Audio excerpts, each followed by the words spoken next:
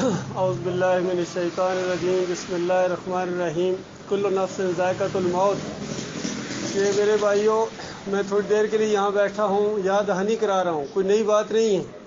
یہ کتابیں بھی آپ کو دی ہیں، اس میں خالص ایمان عقیدے کی بات ہے کہ آج مسلمانوں کی جو پوری دنیا میں درگت بنی ہوئی ہے، یہ عقیدے میں خرابی کی وجہ سے ہے، یہ شرک کی وجہ سے اللہ کے ساتھ شریک ٹھہراتے ہیں، اور اللہ تعالیٰ نے طے کر دیا ہے کہ میں شرک کو ہرگز معاف نہیں کروں گا۔ ان اللہ لا یغفر ان یشرک بہ ویغفر ما دون ذلک لمن یشاء۔ اللہ تعالیٰ کہتا ہے میں شرک کو معاف نہیں کروں گا، شرک کے علاوہ ہر گناہ، آپ غور کیجئے، ہر گناہ، چور، قاتل، ڈاکو، جھوٹا، ہر گناہ اللہ تعالیٰ کہتا ہے میں معاف کر دوں گا، لیکن میں شرک کو معاف نہیں کروں گا۔ جس نے شرک کیا اس کے اوپر میں نے جنت کو حرام قرار دے دیا، اور کہا کہ یہ میرے انبیاء ہیں، اگر یہ بھی شرک کرتے لَحَبِطَ عَنْهُم مَّا كَانُوا يَعْمَلُونَ، میں ان کا سارا عمل برباد کر دیتا۔ اللہ کے بندوں غور فرماؤ، انبیاء تو شرک نہیں کرتے ہیں، ہمیں سمجھانے کے لیے قیامت تک آنے والے انسانوں کو کہ دیکھو اس کائنات کو اللہ تعالیٰ نے اپنی بندگی کے لیے بنایا ہے، تمہیں اللہ تعالیٰ نے اپنی بندگی کے لیے بنایا ہے، انبیاء کو اللہ تعالیٰ نے اپنی بندگی کے لیے بنایا ہے۔ یہ جو کہتے ہیں کہ ساری کائنات کو نبی علیہ السلام کے لیے بنایا ہے، یہ بالکل جھوٹی بات کہتے ہیں، قرآن کا انکار کرتے ہیں۔ نبی علیہ السلام کو اللہ تعالیٰ نے اپنی بندگی کے لیے بنایا، اور نبی علیہ السلام نے بندگی کر کے دکھائی ہے۔ اور میرے بھائیوں، 13 سال مکہ کے اندر کیا کہتے تھے؟ کیوں مکہ سے نکالے گئے تھے؟ یہی بات کہتے تھے کہ الہکم الہ واحد لا الہ الا هو الرحمن الرحیم، تمہارا معبود ایک ہے، تم لات منات حبل کے سامنے نہ جھکو، تم کسی اور کو نہ پکارو، یا ابراہیم اغثنی نہ کہو، یا اسماعیل اغثنی نہ کہو، یہ تمہاری نہیں سنتے ہیں، یہ اموات غیر احیاء، یہ مر چکے ہیں، ان کے اندر زندگی کی رمق تک باقی نہیں ہے۔ میرے بھائیوں، الہ تمہارا معبود اللہ ہے۔ آج میرے بھائیوں، یہ قوم خالص ہندوؤں کی طرح بت پرست بن گئی ہے، یہ قبروں کی پوجا کرتی ہے، ان کے سامنے ماتھے ٹیکتی ہے، ان کے اوپر چڑھاوے چڑھاتی ہے، درگاہیں ان کو کہتے ہیں، اور وہاں مرادیں مانگتے ہیں، اولاد ہو جائے کہتے ہیں یہ پیراں دیتا ہے، یہ فلاں نے دیا ہے۔ بتاؤ اللہ کے بندو، اللہ فرمائے میں جس کو چاہتا ہوں بیٹے دیتا ہوں، میں جس کو چاہتا ہوں بیٹیاں دیتا ہوں، میں جس کو چاہتا ہوں ملی جلی اولاد دیتا ہوں، میں جس کو چاہتا ہوں کچھ نہیں دیتا ہوں۔ تو بتاؤ اللہ کی اس بات کا کیا مطلب ہے؟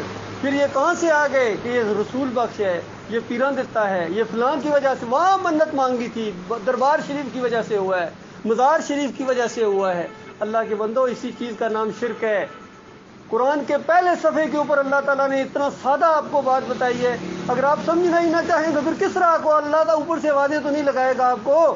سورہ فاتحہ جو ہر رکعت کے اندر پڑھتے ہو، ہر نماز کے اندر پڑھتے ہو، اللہ کی حمد و ثنا بیان کرتے ہو، اس کی تعریفیں کرتے ہو، الحمدللہ رب العالمین الرحمن الرحیم مالک یوم الدین، اقرار کرتے ہو کہ ساری کی ساری تعریف اللہ رب العالمین کے لیے، الرحمن ہے، الرحیم ہے، بار بار رحم کرنے والا ہے۔ پھر عید کرتے ہو ایاک نعبد و ایاک نستعین، کتنا زور ہے اس کے اندر کہ صرف اور صرف تیری عبادت کرتے ہیں، کرتے رہیں گے، صرف اور صرف تجھ سے مدد مانگتے ہیں، مانگتے رہیں گے۔ اللہ کو کہتے ہو یا نہیں کہتے ہو؟ جو کسی اور سے مدد مانگ کر آیا ہو اس کے منہ پر یہ بات جچتی ہے؟ یا جو ابھی جا کے کسی اور کو پکارے گا اسی نماز سے فارغ ہونے کے بعد، کوئی یا علی مدد، کوئی یا رسول مدد، کوئی یا غوث مدد؟ بتاؤ اللہ کے بندو، کہاں جھوٹے اور کہاں سچے ہو؟ نبی صلی اللہ علیہ وآلہ وسلم، علی رضی اللہ، یہ اللہ کو مدد کے لیے پکارا کرتے تھے، مشکل مصیبت میں اللہ کو پکارتے تھے۔ میرے بھائیو، اللہ نے ان کی مدد کی ہے۔ 23 سال کے اندر دنیا کا نقشہ بدلی ہو گیا تھا۔ آج بھی اگر اللہ پر ایمان لے آؤ، دل کی گہرائی سے کہو کہ لا الہ الا اللہ محمد رسول اللہ، سمجھ کے جان کے کہ کیا کہہ رہے ہو، لا الہ الا اللہ، اللہ کے علاوہ کوئی الہ نہیں ہے، اللہ کے علاوہ کوئی داتا نہیں ہے، کوئی روزی دینے والا نہیں ہے، کوئی مشکل کشا نہیں ہے، کوئی کھوٹی قسمت کھڑی کرنے والا نہیں ہے، کوئی واسطے وسیلے کے لائق نہیں ہے، کوئی رکوع اور سجدے کے لائق نہیں ہے، اللہ کے علاوہ کوئی نہیں ہے، کہہ دو کوئی نہیں ہے۔ اور محمد صلی اللہ علیہ وآلہ وسلم اللہ کے آخری رسول ہیں۔ یہ رسول نے ہمیں بتایا ہے کہ اللہ کے علاوہ کوئی معبود نہیں ہے۔ رسول کی زندگی کو اپنانا ہے، پیروی کرنی ہے، پوجنا نہیں ہے رسول کو، بندگی نہیں کرنی ہے رسول کی، اللہ کے ساتھ شریک نہیں ٹھہرانا ہے، ان کی پیروی کرنی ہے، ان کا طریقہ اختیار کرنا ہے۔ اللہ کے بندو، سادہ سی بات ہے، اس میں کون سی بات ہے، کون سا الجبر ہے، سمجھ میں نہیں آتا۔ یہ بات آج مسلمانوں کے سامنے کہا جائے تو اختلاف، ایسی باتیں نہ کرو جی یہ ماحول ایسا ہے، یہ ہوٹل میں ہے، یہ پبلک پارک ہے، یہاں اللہ کی باتیں نہ کرو، تو کہاں کریں اللہ کے بندو؟ مرنے کے بعد تو بھگتو گے۔ اگر آج یہ بات دنیا میں مان لی، مرنے کے بعد وہ جنت کی عیش ملے گی جس کا آج تصور نہیں کر سکتے۔ اور اگر یہ بات نہ مانی تو وقت تو پھر بھی گزرتا چلا جائے گا، اور مرنے کے بعد آگ میں داخل ہو جاؤ گے، نمازوں کے باوجود، حج کے باوجود، تہجد گزاریوں کے باوجود، اور جو کچھ کرتے رہے ہو سب برباد کر دیا جائے گا اگر عقیدے کے اندر ایک شرک رہ گیا۔ اگر ایک شرک رہ گیا کہ آپ نے اللہ کے علاوہ کسی اور کی نظر و نیاز کھائی تھی، آج یہ کل اس قوم نے کیا ہے، یہ 10 محرم حسین رضی اللہ تعالیٰ کے نام کی نظر و نیاز بانٹی جا رہی ہے، ویسے پانی مانگنے سے نہیں دیتے ہیں، لیکن کل روڈوں پر کھڑے تھے شربت باداموں والے لے کر، کیا یہ اللہ کے لیے تھے؟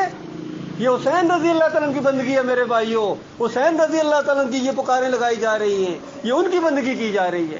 اللہ کے بندوں، پچھلی مشرکوں میں بھی اسی طرح کرتی تھیں، اسی جرم کی وجہ سے ان کو تہس نہس کر دیا گیا تھا، اسی وجہ سے ان کو پانی کے اندر ڈبکیاں دے دے کے مارا گیا تھا۔ اللہ کے بندوں، حسین رضی اللہ تعالیٰ جنت کے اندر ہے، وہ نواسہ رسول ہیں، جنت کے پھولوں کے پھول ہیں۔ اللہ کے بندوں، وہ اللہ کو پکارتے تھے، کتنا بڑا اسی کے اندر سبق ہے۔ کہتے ہیں بڑی مشکل آ گئی تھی ان کے اوپر، جب بڑی مشکل آ گئی تھی کربلا کے اندر، تو بتاؤ انہوں نے یا اللہ مدد کہا تھا یا علی مدد کہا تھا؟ بتاؤ، انہوں نے اپنے والد صاحب کو نہیں مدد کے لیے پکارا تھا، انہوں نے نانا کو مدد کے لیے نہیں پکارا تھا، وہ بھی یا اللہ مدد کہنے والے تھے۔ تو حسین رضی اللہ تعالیٰ کے طریقے پر چلو میرے بھائیوں۔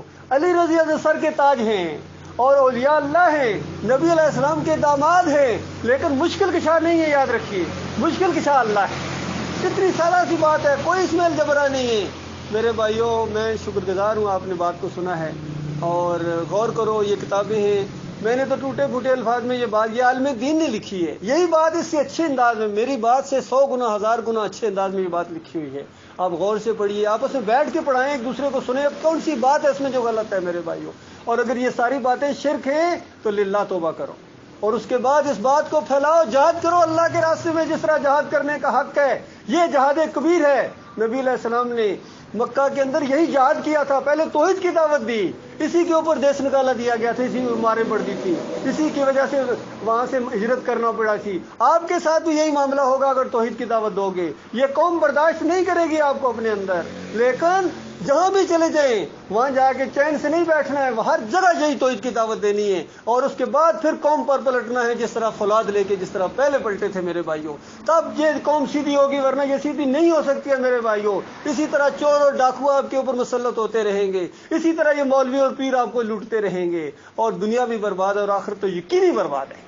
اللہ تعالیٰ غور و فکر کرنے کی توفیق عطا فرمائے، مالک ہمارے ایمان کے اندر اور نکھار لائے، جو کمی کوتاہی ہے مالک اس کو معاف کر دے، اور جو بھی ہمارے اندر کوئی ایسی چیز ہے جو دین کے خلاف ہے مالک ہماری رہنمائی فرمائے، وہی صحیح معنوں میں رہنمائی فرمانے والا ہے، اور وہ اندھیروں سے نکالتا ہے، روشنی میں لے کے آتا ہے اپنے بندوں کو میرے بھائی، وہ تربیت کرتا ہے، وہ ماحول دیتا ہے، وہ آپ کو اچھے اچھے لیڈر دے گا، یقین کیجئے، آپ اللہ کو مان لیں۔